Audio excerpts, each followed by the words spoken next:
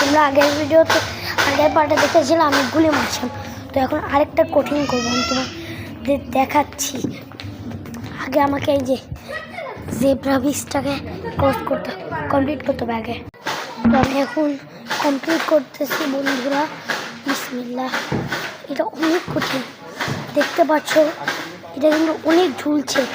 হ্যাঁ, আমার ট্রেনিং করে কিন্তু অনেক ভয়ঙ্কর। তোমরা দেখতে যারা আমার চ্যানেল দেখো প্লিজ সাবস্ক্রাইব করে দিও। আমি অনেক কষ্ট করছি। হ্যাঁ, এবার এটা তো এতক্ষণ ধরে পিছনে আমি গুলি করছি।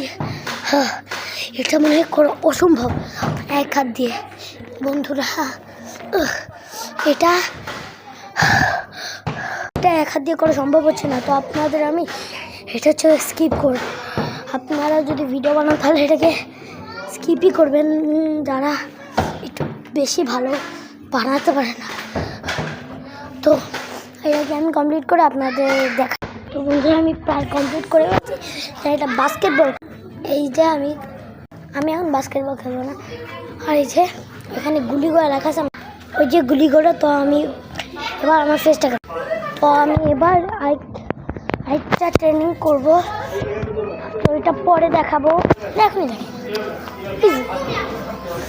তো অনেকে বলবেন যে একটা প্লেজনের মতন, ইয়াস। আর এটা হচ্ছে গিয়ে জায়গাটা আমি এখনই বলে দিচ্ছি। এখানে বিজয় সরণির সামরিক জাদুঘরের দিয়ে আর্ট গ্যালারি, একদম মেট্রোর একদম একটু হাঁটলেই পেয়ে যাবেন। তো এইখানে মেট্রোর পাশে সামরিক জাদুঘরের আর্ট গ্যালারির একদম কাছে আপনাদের দেখা যাবে কিডস অ্যারেঞ্জার, এটা হতে পারে। তো এটা আমি দেখাই দিই পুরোটা। এই যে পুরো জায়গাটা। তো আজকের ভিডিওটা এই পর্যন্ত, বাই বাই।